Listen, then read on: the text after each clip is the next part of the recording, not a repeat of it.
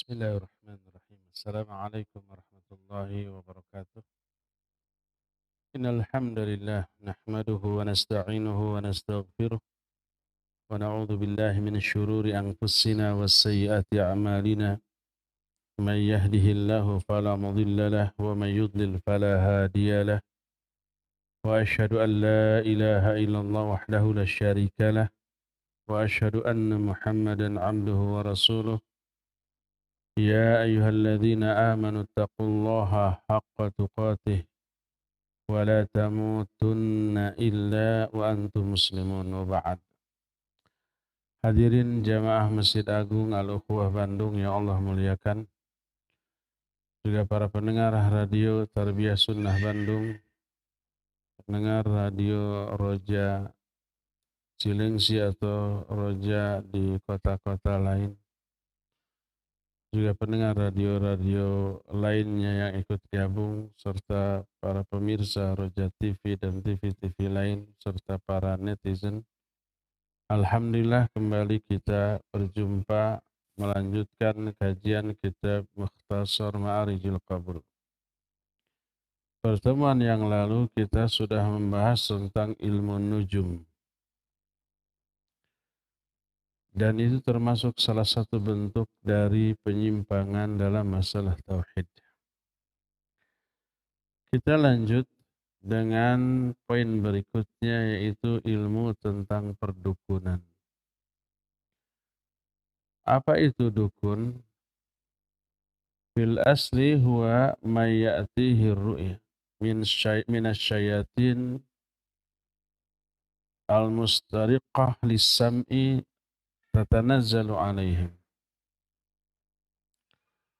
Dukun adalah orang yang diberikan berita dari setan, sumber beritanya setan. Setan itu mencuri dengar berita dari langit. Lalu setan dari kalangan bangsa jin itu turun kepada orang-orang tersebut, memberitahukan apa yang akan terjadi esok atau lusa, satu kata yang benar tapi dibumbui dengan ribuan kata-kata dusta. Dan orang tersebut adalah, atau para dukun tersebut adalah orang-orang yang pendusta dan durhaka. Allah berfirman, hal unabbi'ukum ala man tanazzalu syayatin tanazzalu ala kulli affakin athim. Al-Quran surah Asy-Syu'ara 221, 222. Kata Allah, maukah aku beritahukan kepada kalian kepada siapa syaitan turun? Syaitan turun kepada setiap orang yang pendusta dan durhaka. Inilah definisi asal dari dukun. Dan dihukumi sama dengan hukum perdukunan adalah setiap orang yang mengklaim, mengaku-ngaku mengetahui perkara yang gaib, baik meramal lewat apapun, lewat garis tangan, atau lewat tanda tangan, atau lewat apapun. Kemudian dari sana diduga menjadi isyarat akan terjadinya sesuatu kepada orang ini di masa yang akan datang. Perkara yang akan datang adalah perkara gaib yang tak ada seorang pun yang tahu kecuali Allah. Wa ma tadri nafsun madza taksibu ghadan. Wa ma tadri nafsun bi ayyi ardin tamut. Jiwa manapun tidak tahu apa yang akan dia lakukan esok. Walaupun kita punya planning, punya rencana, punya program besok akan begini-begini dengan waktunya yang rinci, Tapi apakah kejadian esoknya persis seperti rencana kita? Belum tentu. Kita hanya berencana, tapi nggak tahu benar nggak rencana kita akan terjadi. Tak ada seorang yang pun yang tahu. Jiwa manapun tidak tahu apa yang akan dia lakukan esok. Dan jiwa manapun tidak tahu di bumi mana dia akan mati. Dengan cara yang bagaimana. Kapan waktunya. Apa penyebabnya. Tak ada seorang pun yang tahu. Kecuali Allah subhanahu wa ta'ala. Termasuk meramal dengan posisi-posisi bintang. Yang bisa memprediksi kejadian sepekan yang akan datang. Lalu dikenal dengan sebutan horoskop atau ilmu perbintangan atau zodiak atau ramalan bintang. Jadi apa yang terjadi besok atau lusa perkara gaib lalu diklaim diaku oleh orang tertentu dia tahu. Maka itu termasuk di antara hukum perdukunan. Ada perbedaan antara setan yang mencuri dengar berita dari langit sebelum diutusnya Nabi SAW sebagai utusan Allah dengan setelahnya. Adapun sebelum Nabi SAW diutus menjadi Rasul, setan dari kalangan bangsa jin secara bebas bisa mendengar berita dari langit yang dibicarakan oleh para malaikat di langit yang terdekat. Jadi kalau Allah berfirman menetapkan apa yang terjadi besok, karena apa yang terjadi besok itu ditetapkan pada malam harinya. Sebagaimana firman Allah, kulla yaumin huwa fi sya'an. Dalam surah Ar-Rahman. Setiap hari Allah sibuk. Maknanya, para ulama ahli tafsir di antara Imam Ibnu Katsir menyatakan, sibuk menetapkan apa yang akan terjadi besok. Dan itu disebut dengan catatan takdir harian. Tapi catatan takdir harian ini menginduk kepada catatan takdir di Lauhul Mahfuz. Nanti ketika kita sampai pada pembahasan rukun iman, ketika membahas rukun iman ke-6 yaitu iman kepada takdir, kita akan sampai kepada pembahasan pencatatan takdir. Ada 5. Selain takdir azali di Lauhul Mahfuz yang ditulis 50.000 tahun sebelum Allah menciptakan alam jagat raya ini, juga ada takdir tahunan, ada takdir harian. Takdir tahunan ditetapkan pada setiap malam Lailatul Qadar. Disebut Lailatul Qadar karena penetapan qadar atau takdir untuk setahun yang akan datang. Catatan takdir tahunan ini menginduk kepada catatan takdir azali. Tidak akan beda, tidak akan menyimpang. Demikian juga takdir harian. Jadi setiap hari Allah sibuk menetapkan takdir harian. Si Anu akan mati, si Anu akan lahir. Si Anu akan dapat rizki, si Anu akan terhalang rizki. Begitu. Lalu Allah firmankan itu kepada para malaikat yang ada di langit ke-7. Terus estafet ke langit ke-6, ke-5, sampai langit yang pertama yang terdekat. Dibicarakan. Dan para setan dari kalangan bangsa jin bisa menyentuh langit. Sebagaimana keterangan Al-Quran dalam surah jin. Nanti kita akan bacakan. Akhirnya mereka punya pos-pos untuk mendengarkan pembicaraan para malaikat di langit. Makanya mereka dengar lalu langsung secara estafet diberitahukan ke jin yang ada di bawahnya terus sampai akhirnya diberitahukan kepada wali mereka di kalangan para dukun. Dulu mereka bebas, para jin tersebut. Adapun setelah Nabi Ali SAW diutus sebagai Rasul, siapapun di kalangan bangsa jin yang berupaya mendengar, mencuri dengar berita dari langit, mereka akan dilempari dengan panah-panah berapi. Allah berfirman dalam Al-Quran surah Jin mulai ayat 8 sampai ayat 10.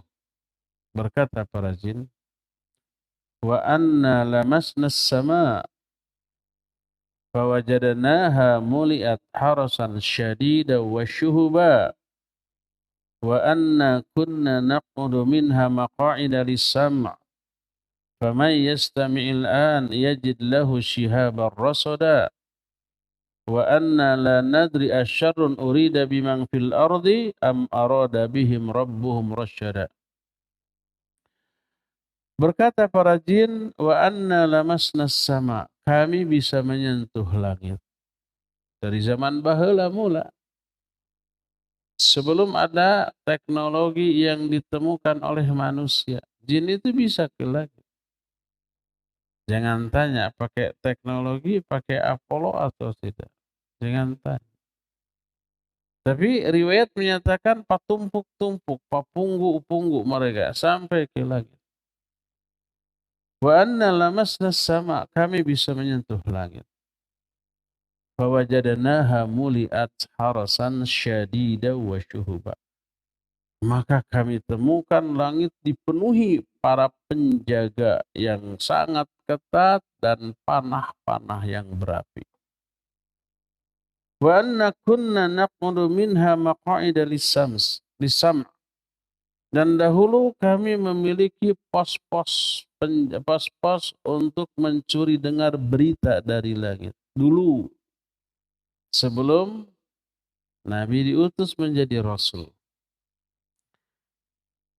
Faman yastamil an.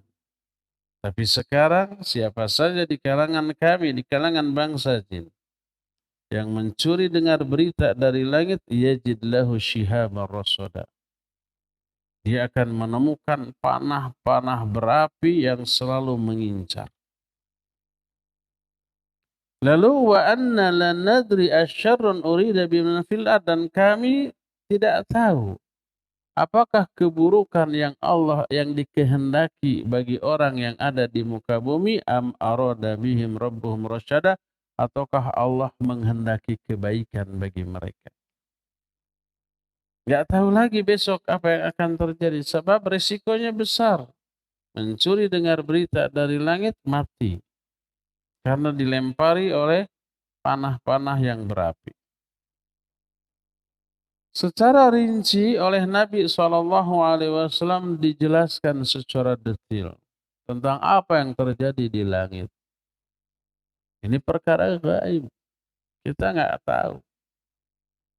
Dan tidak boleh percaya kepada berita gaib. Kecuali sumbernya dari Quran Sunnah yang sahih. Dan ini adalah sunnah yang sahih. Diceritakan oleh Nabi SAW dalam hadis sahih riwayat Imam Bukhari dalam kitab Sahih Bukhari dari Aisyah radhiyallahu anha. Kata Aisyah, sa'ala nasun an-nabiyya alaihi salatu wassalam anil kuhan. Faqal innahum laysu bisyai'. Kata Aisyah, orang-orang bertanya kepada Nabi SAW tentang dukun, para dukun. Kata beliau, mereka bukan apa-apa. Mereka bukan siapa-siapa. Bukan orang hebat, bukan orang sakti mandraguna, weruh sadurung winara. Arti weruh sadurung winara ini bukan bahasa Sunda, bahasa Jawanya. Weruh teh tahu ya. Katanya. Ada orang Jawa di sini. Sadurung itu sebelum. Jadi weruh sadurung winara itu tahu sebelum sebelum kejadian. Kan diopinikan begitu para dukun. Kata Nabi alaihi salatu wasallam, "Innahum laisu bisyai'." Mereka bukan siapa-siapa. Mereka bukan apa. Qalu, para sahabat bertanya, "Ya Rasulullah, innahum yuhadditsuna bisyai' yakunu haqqan." Wahai Rasulullah, mereka suka memberitahukan perkara yang akan terjadi dan betul kejadian seperti dugaan mereka. Apa kata Nabi alaihi salatu wasallam? Tilkal kalimatu minal haqq yakhtifuhal jinniyu fayuqarqiruha fi uduni walihi kaqarqaratid dujjaj fayakhlituna ma'aha aktsar min mi'ati kadhibah. Jadi kadang-kadang ramalan si dukun ada benarnya kejadian. Apa kata beliau? Itu adalah satu kalimat yang benar. Yang dicuri, disambar oleh bangsa jin. Kemudian disampaikan kepada telinga walinya. Wali setan. Dari kalangan para dukun seperti kokoknya suara ayam. Lalu mereka campuri dengan lebih dari ratusan kata-kata dusta. Satu kata yang benar dicampuri oleh ribuan kata-kata dusta. Nah, satu kata yang benar ini kadang kejadian. Seperti contoh umpamanya. Ada berita dari langit si fulan akan memperoleh rizki umpamanya 100 juta. Terdengar oleh bangsa jin. Maka disampaikan kepada dukun, si fulan ini akan dapat besok 1 juta. Lalu direkayasa. Datang setan dari kalangan bangsa jin ke orang itu. Lewat cara apapun, mungkin mimpi, mungkin tiba-tiba ada dorongan di dalam hatinya. Duh, pengen dapat uang gimana? Ada dorongan ke dukun anu aja, ke dukun anu. Terdorong dia, datang ke dukun anu. Si dukun itu sudah dibisiki oleh setan. Orang ini bakal dapat. Pak dukun, gimana caranya agar saya dapat rezeki? Kata si dukun itu gampang. Siapkan umpamanya kain putih 7 lembar. Beras putih 7 kintal. Atau 7 butir gitu ya. Ayam putih. Lalu lakukan ritual ini. Dilakukan. Benar dapat. Padahal tanpa ritual itu pun dia pasti dapat. Satu kata yang benar itu dapat 100 juta, tapi ratusan kata-kata dustanya menyertai dan itu yang menjerumuskan orang itu ke dalam perbuatan atau keyakinan syirik. Itu hadis sahih riwayat Imam Bukhari dari Aisyah radhiyallahu anha. Dalam hadis lain dari Abu Hurairah radhiyallahu anhu diceritakan tuh kronologis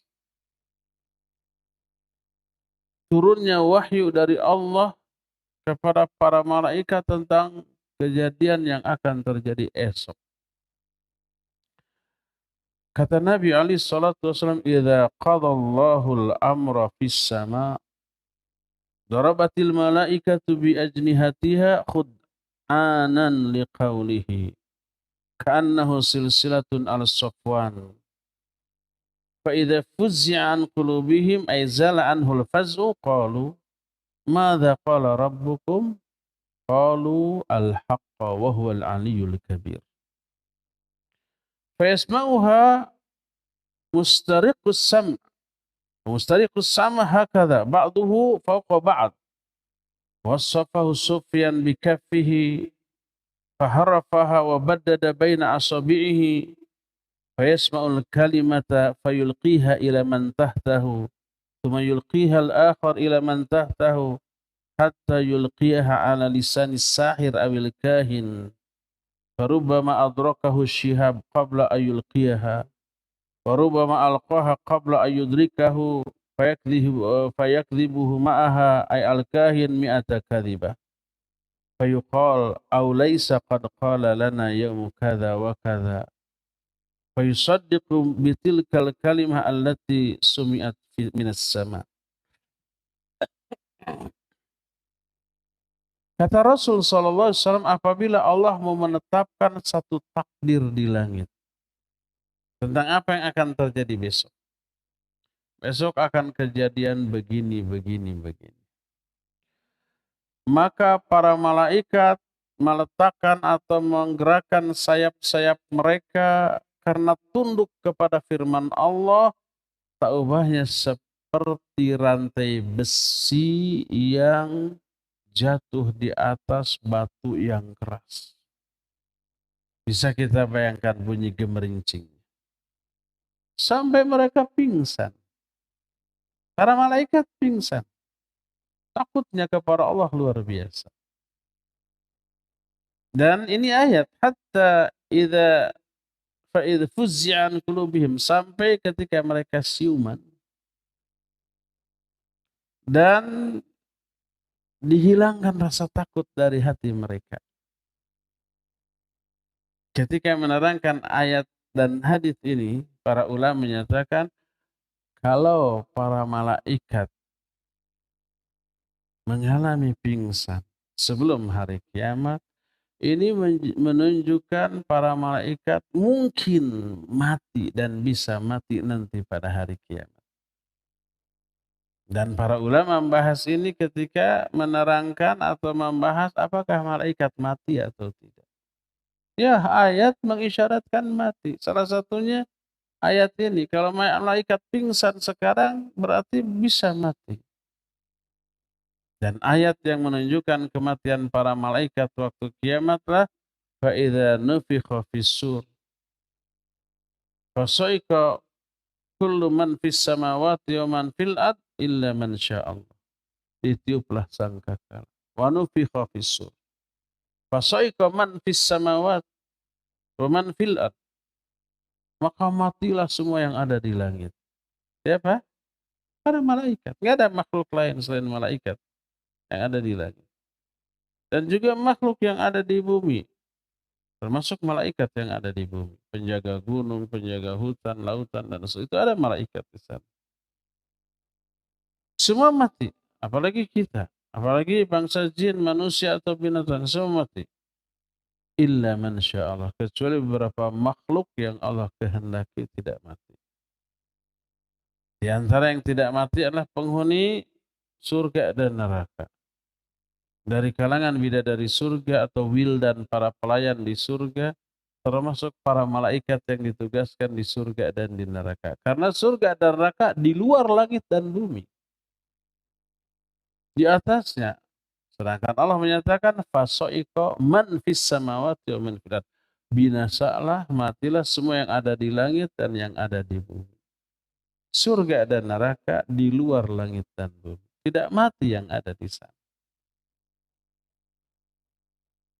Jadi ketika Allah menetapkan satu takdir yang akan terjadi esok, para malaikat sampai pingsan.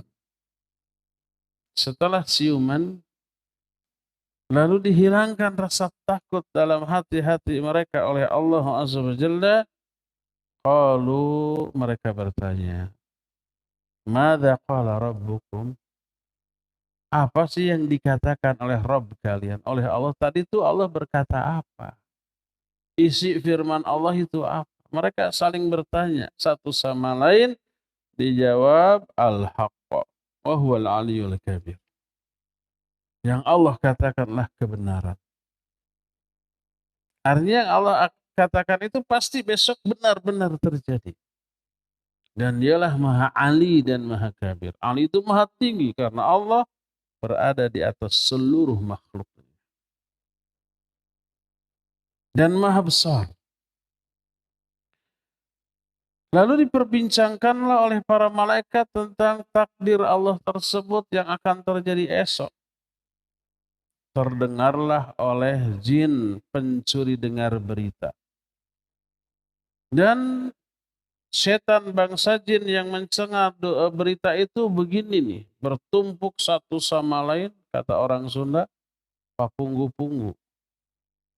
Lalu Imam Sufyan Ats-Tsauri rahimahullah, salah satu perawi hadis ini, mempraktekkan dengan tangannya begini.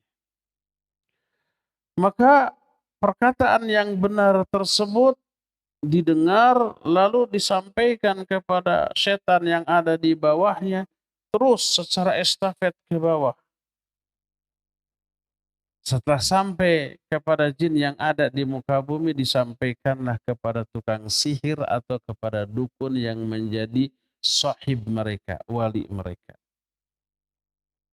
Kadang-kadang mereka keburu terkena panah berapi sebelum disampaikan ke dukun. Kadang-kadang disampaikan dulu ke dukun lalu baru terkena panah berapi. Tapi sudah sampai duluan ke dukun. Satu kalimat yang benar dibumbui oleh si setan ini dengan ratusan kata-kata dusta. Dengan mengatakan, "Aulaisa qad qala lana ya'u kadza wa kadza?" Bukankah telah disampaikan kepada kami begini-begini akan terjadi begini-begini, maka dipercayailah perkataan yang dianggap terdengar dari langit tersebut. Ini yang menyebabkan ada satu, kadang-kadang tidak selalu dan jarang. Kadang-kadang ramalan mereka itu benar karena memang itulah yang mereka dengar dari setan yang menjadi wali mereka, tapi ratusan kata dusta menyertai. Akibatnya walaupun satu kata yang benar, ratusan kata dusta lainnya pun dipercaya. Nah, ratusan kata dustana ini yang menjerumuskan mereka kepada syirik atau kufur atau keyakinan-keyakinan batil yang lainnya. Inilah proses terjadinya ramalan di kalangan para dukun atau orang-orang yang semisal dengan mereka sebagaimana yang diterangkan baik dalam ayat ataupun di dalam hadis-hadis yang sahih tentang hal tersebut. Bagaimana hukum dukun? Berkata muallif rahimahullah, al-kahinu kafirun fahuwa waliyun lisyaitan fala yuhi ilaihi illa ba'da ma yatawallah. Dukun itu kafir karena dia wali syaitan. Dan setan tidak akan memberikan bisikan kepada para dukun kecuali setelah menunjukkan loyalitas kepada setan itu. Jadi dibantu oleh setan dengan syarat MOU-nya disepakati dulu. MOU yang dibikin oleh setan itu pasti bertolak belakang dengan syariat Allah Azza wa Jalla. Makanya Allah berfirman dalam Al-Quran surah Al-An'am 121, wa inna syayatina layuhuna ila awliyaihim. Sesungguhnya setan-setan itu disebut layuhuna, memberi wahyu kepada wali-wali setan. Ada wahyu dari setan ya, dibisikkan. Ada wahyu dari Allah berupa syariat kepada para nabi, orang-orang khusus. Ada wahyu dari setan kepada orang khusus di kalangan para wali setan, termasuk dukun atau tukang sihir atau peramal. Dan setan hanyalah bermualah membuat komitmen hanya dengan orang-orang kafir yang komitmen dengan perjanjian yang mereka bikin dengan setan. Dan zaman baheula sebelum Islam datang, dukun, tukang sihir, tukang ramal banyak. Ketika Islam datang, ada sebagian mereka yang kemudian taubat, kemudian masuk Islam. Contohnya umpamanya Sawad bin Qarib radhiyallahu an. Setelah dia masuk Islam, tak ada lagi bisikan apapun ke dalam di telinganya atau ke dalam hatinya. Biasanya selalu ada tuh. Tapi setelah dia bersyahadat masuk Islam tidak. Karena apa? Dia sudah berubah menjadi wali Allah setelah sebelumnya menjadi wali syaitan. Sebagaimana ayat yang tadi dibacakan Al-Quran surah Asy-Syu'ara 221, hal unabbi'ukum ala man tanazzalu syayatin tanazzalu ala kulli affakin athim. Mau enggak aku beritahukan kepada kalian kepada siapa syaitan ini turun? Setan turun kepada para pendusta dan pendosa. Ahli maksiat, ahli dusta, mendustakan syariat. Nah, kepada mereka lah turun. Adapun kepada seorang muslim yang komitmen loyal kepada ajaran Islam, syaitan nggak mungkin lagi datang. Percuma datang juga, baca ta'awud lari dia. Percuma datang untuk membisikkan apapun yang ingin mereka bisikan karena tidak akan dipercaya. Akan diingkari. Jadi setelah Sawad bin Qarib masuk Islam, nggak ada lagi bisikan-bisikan seperti yang teralami dan terasakan sebelumnya. Ini menunjukkan bahwa setan di masa jahiliyah turun kepada para dukun karena kekufuran mereka dan karena loyalitas mereka kepada para setan tersebut. Ini alasan yang pertama, kenapa dukun itu kafir. Yang kedua, karena dukun itu menganggap dirinya serupa dengan salah satu di antara sifat Allah Azza wa Jalla, yaitu kerububiahan Allah. Salah satunya mengetahui perkara gaib. Walaupun tidak seluruhnya, hanya sebagian kecil. Disebut mengklaim, iddia. Iddia itu klaim, pengakuan. Ngaku-ngaku tapi pada hakikatnya tidak. Yang tahu perkara gaib hanya Allah. Lalu Allah memberitahukan perkara gaib ini hanya kepada Rasul yang diridhoinya. Allah berfirman dalam Al-Quran, alimul ghaibi fala yudhiru ala ghaibihi ahada illa man irtada min rasulin. Dialah Allah yang mengetahui perkara gaib. Dan Allah tidak memberitahukan perkara gaib ini kepada seorang pun, kecuali kepada Rasul yang diridhoinya. Makanya Nabi SAW sering mengetahui perkara gaib yang orang tidak tahu. Istri-istrinya antara Hafsah dan Aisyah berbisik membuat konspirasi, kok Nabi tahu? Sampai mereka nanya, man amba'aka bihadza? Siapa yang memberitahukan tentang hal ini? Nabbaniyal alimul khabir. Yang memberitahukan kepada Allah yang mengetahui secara detail. Padahal itu perkara gaib, Allah beritahukan. Banyak, termasuk perkara yang akan datang yang sampai sekarang belum terjadi, itu perkara gaib yang Allah beritahukan kepada Nabi SAW. Tentang akan turunnya Nabiullah Isa, akan munculnya Dajjal, akan munculnya Imam Mahdi, akan munculnya beberapa fenomena alam yang luar biasa yang pernah kita bahas di Masjid Busdai. Itu perkara gaib belum terjadi. Tapi Nabi SAW diberitahu. Adapun dukun Aprama, mereka didatanginya oleh setan. Setan pun tidak tahu perkara gaib. Cuma mereka ngaku ke manusia tahu. Salah satu bukti nyata setan tidak mengetahui perkara gaib, padahal mereka ngaku ke orang-orang, saya mah tahu perkara yang kalian tidak tahu. Dibongkar oleh Allah atau tentang kebohongan si setan bangsa jin.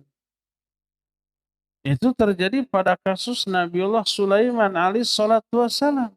yang mengawasi proyek pembangunan yang dilakukan oleh jin dan manusia. Nabi Sulaiman duduk tegak, padahal sudah mati. Tapi karena duduk tegak dengan bertumpu pada tongkat yang terbuat dari kayu, bangsa jin menganggap itu masih hidup. Terus we kerja. Baru tahu Nabi Sulaiman sudah mati ketika tongkatnya apa? Dimakan raya, rapuh, lalu patah, baru jatuh. Baru tahu, oh sudah mati. Katanya tahu perkara gaib. Ternyata kematian Nabi Sulaiman saja mereka tidak tahu. Jadi kalau umpama setan dari kalangan bangsa jin menyatakan, saya tahu apa yang kalian tidak tahu, itu hanya klaim. Hanya pengakuan semata-mata. Yang kemudian pengakuan ini dipercaya oleh wali-walinya dari kalangan bangsa manusia, yaitu dukun-dukun, tukang sihir, tukang ramal, dan yang sejenisnya. Akhirnya mereka dianggap lebih daripada manusia. Nah, karena hal itulah mereka itu dianggap sebagai orang yang mengklaim mengaku memiliki kesamaan sifat dengan Allah, yaitu mengetahui perkara yang gaib. Padahal tidak, itu hanya klaim semata-mata. Ada nas yang secara tegas menerangkan kufurnya orang yang datang kepada dukun dan percaya kepada omongan dukun. Sebagaimana diterangkan dalam salah satu hadis. Ketika berbicara tentang hukum mendatangi dukun dan bertanya kepada sang dukun. Berkata muallif, mujarrad ityanil kuhan wa su'aluhum kabiratun azimah. Wa man fa'ala dzalik la tuqbal lahu salatu arba'ina yauman.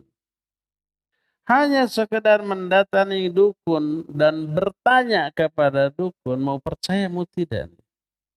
Datang bertanya, itu sudah merupakan dosa besar. Siapa yang melakukan itu tidak akan diterima sholatnya selama 40 hari 40 malam. Sebagaimana sabda Nabi SAW dalam hadis sahih riwayat Imam Muslim dalam kitab Sahih Muslim, man ata arrafan fasa'alahu an syai'in lam tuqbal lahu sholatu arba'ina laylah. Siapa orang yang mendatangi tukang ramal lalu bertanya tentang sesuatu, hanya bertanya, mau percaya mau tidak, maka tidak akan diterima sholat itu selama 40 hari 40 malam. 5 kali 40 berapa? 200 kali sholatnya itu ditolak oleh Allah. Tidak akan diterima oleh Allah Azza wa Jalla. Di sini sahih riwayat Imam Muslim. Itu kalau hanya bertanya tanpa percaya. Nah sekarang ini untuk melanggar hadis ini nggak perlu datang langsung, cukup berbaring di kamar, buka laptop, buka tablet, buka gadget kita, lalu masuk ke website ramalan bintang, zodiak, horoskop, itu sama. Hanya iseng-iseng baca. Sama dengan datang ke dukun atau ke tukang ramal. Maka jangan iseng-iseng mau percaya mau tidak. Resikonya berat. 40 hari 40 malam salat kita ditolak, tidak diterima oleh Allah. Wa amma in saddaqahu bima yaqul fahuwa kafirun bima unzila ala Muhammadin sallallahu alaihi wasallam. Adapun kalau datang bertanya plus percaya. Kalau tadi kan tidak percaya. Ini percaya dan dilaksanakan. Anehnya ini, anehnya nih. Kalau nggak kejadian, mereka suudzon ke diri sendiri dan tetap husnudzon kepada si dukun. Kata dukun, syaratnya agar kamu ini untung, sampai-sampai untuk mengetahui nih, Umpamanya seorang pengusaha galian pasir. Untuk mengetahui kadar pasir batu yang terbanyak itu di mana nih, bukan nanya ke ahlinya. Ahli, saya nggak tahu ahli apa geodesi, apa geologi, ada alat. Nanyanya ke dukun. Oh, di sini nih banyak pasirnya, banyak batunya. Digali itu. Tapi syaratnya begini, oke ada ritual. Digali teh tanah hungkul, batunya pasirnya sedikit. Bukan si dukun yang dituduh, bohong kamu, tapi suudzon kepada diri sendiri. Pasti ada syarat yang tidak dipenuhi ini. Tetap husnudzon kepada si dukun. Makanya kualat, makanya gagal. Begitu tuh. Orang ini kufur kepada ajaran yang diturunkan kepada Nabi SAW. Karena percaya kepada omongan dukun walaupun tidak terbukti. Kalau umpamanya anak gadis ingin cepat-cepat dapat jodoh, nih ada ritual begini, dilaksanakan. Ternyata tetap jomblo, bukan nyalahin si dukun. Wah, pasti ada syarat yang tidak terpenuhi. Pasti ada pantangan yang dilanggar. Gitu tuh, introspeksi. Demi menjaga martabat dan marwah si dukun. Saking percayanya, orang ini kufur kepada ajaran yang diturunkan kepada Nabi SAW berdasarkan hadis yang sahih. Bahwa berkata Rasulullah SAW, man ata arrafan au kahinan fasaddaqahu bima yaqul faqad kafara bima unzila ala Muhammadin sallallahu alaihi wasallam.